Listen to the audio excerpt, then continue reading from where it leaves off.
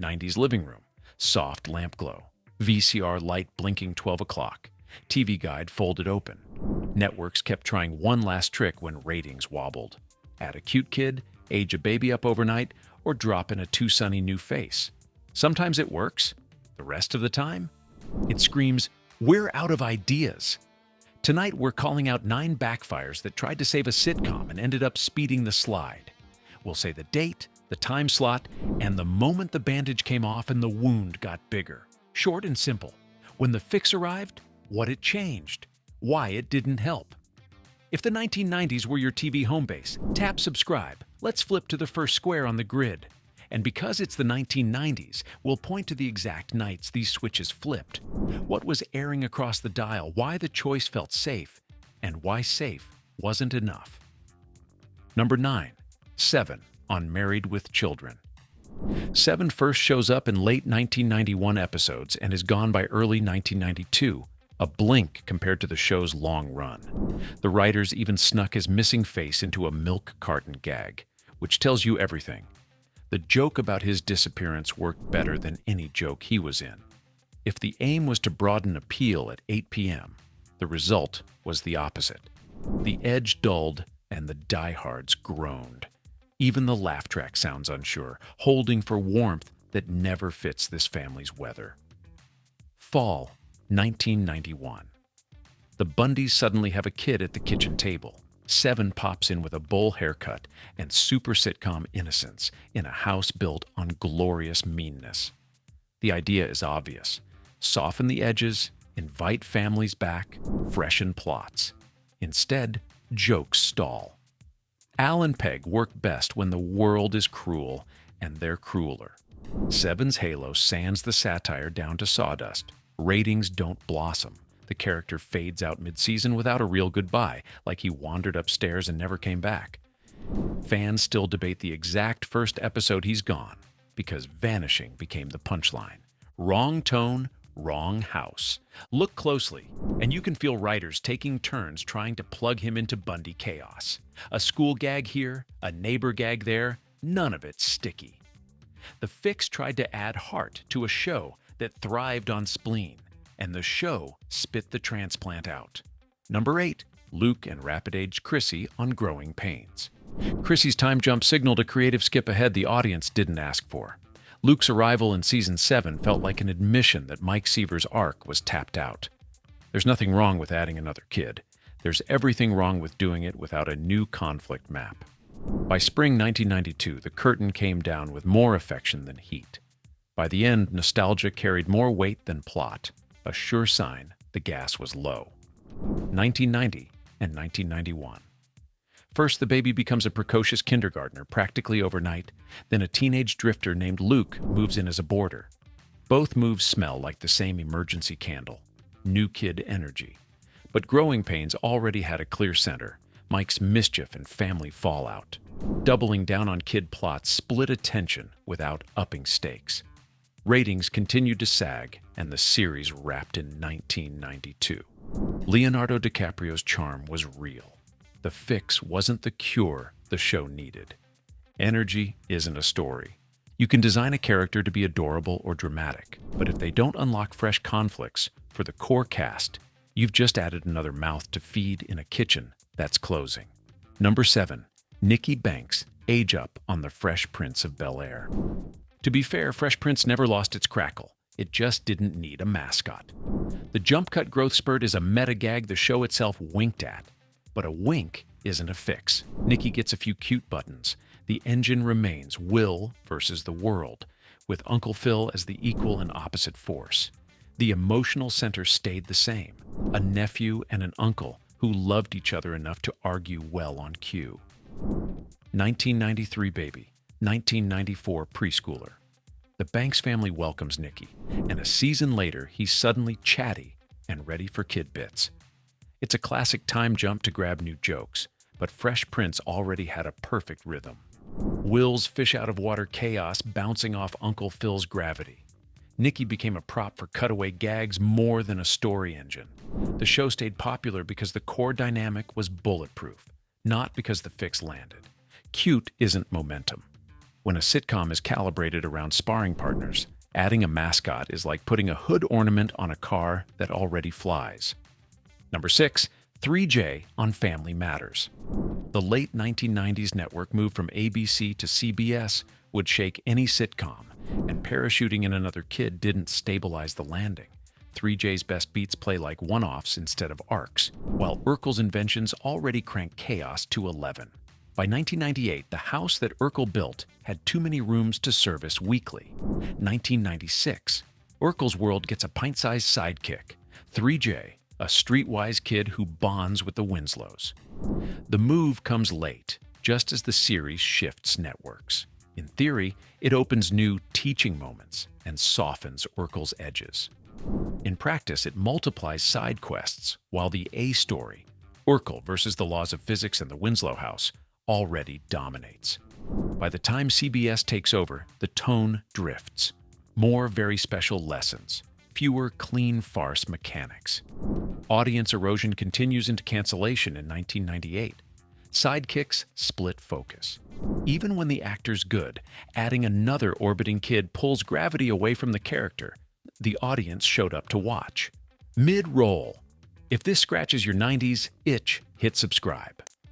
Coming up, Beach House Family Chaos, an Office Baby curveball, and one sitcom that had a kid appear, then disappear. Editor's note, count the pattern from here on out. New kid, faster lessons, softer edges. Once you hear it, you can't unhear it. Okay, back to the grid. Number 5. Lilly's Time Warp on Step by Step. Born in 1994, 5 years old by 1997, time in Port Washington moves fast. The blended family sitcom had an early formula that worked. Frank versus Carol's parenting styles, step-sibling rivalries, and goofy cousin Cody eating all the leftovers. Then came Lilly's rapid age-up to fuel kid plots and cutesy runners. It didn't break the show alone, but it pushed focus away from the teenage pairings that made the series hum. By the CBS years, tone wobbles were weekly. The show wrapped in 1998 after viewers drifted. Aging up isn't character work. When the calendar jumps 5 years, audiences feel the hand on the scales. They forgive it if the stories pop. Here, they didn't pop enough. Number 4. Cousin Pam and Late Stage Kid, emphasis on The Cosby Show. Season 7 leaned into high school plots built around Pam's circle. Useful, but it left the original family dynamic in a softer focus. Olivia, who'd been a bright shot of energy, became a default button. By the 1991 to 1992 stretch, the refresh felt like maintenance more than momentum. 1990. Late in the run, a teenage cousin joins the household as the show pivots to new school stories, while Olivia's saturation tries to keep the awe factor high. On paper, it's smart. Widen the age range, chase new angles in the same house. In practice, late series tonal shifts plus audience fatigue meant the refresh felt like a different show living in the same sets. The series still pulled strong numbers by today's standards, but the additions didn't reverse the slide before the 1992 finale. More bodies, thinner center. New arrivals need to light up the original leads. If they don't, you're just adding lanes to a freeway with the same traffic. Number 3, Nicky and Alex and the toddler tilt on Full House. It's not that the twins were bad, it's that the meter tipped too far toward sugar. Joey's career flails, Jesse's music ambitions, DJ's firsts, those were textured. Swap them for peekaboo and lullabies too often, and the engine idles. Comfort stayed high, urgency leaked out. The best late-era episodes remembered to throw Danny, Jesse, and Joey into adult messes instead of babysitting duty. 1991 births, toddler focus through the early 1990s. Full House already leaned young. Michelle's catchphrases practically paid the rent. Adding twins doubled the toddler plots and pushed older kid arcs to the edges. Fans who aged with the show stuck around for comfort, but the sugar rush didn't fix the late-run creative stall. After 8 seasons, the family said goodnight in 1995. By 1994 and 1995, the set pieces most people recall are the catchphrases and hugs, not the crunchy conflicts. That's fine for comfort. It's rough on a weekly engine that needs friction to grab. If every scene ends in a lesson, the ride gets predictable, even for fans. More cute, less contrast. Full House was strongest when adults and teens crashed into each other's worlds. Too much nursery time flattened that friction. Number 2, Baby Mabel on Mad About You. Whole plots become errands with strollers. That can be charming for an episode, but if you sign up weekly for the verbal rally between equals, the baby monitor steals court time. The audience didn't abandon the show. It just drifted as the format shifted. The city shrinks to a baby monitor. That's life. It wasn't the original pitch.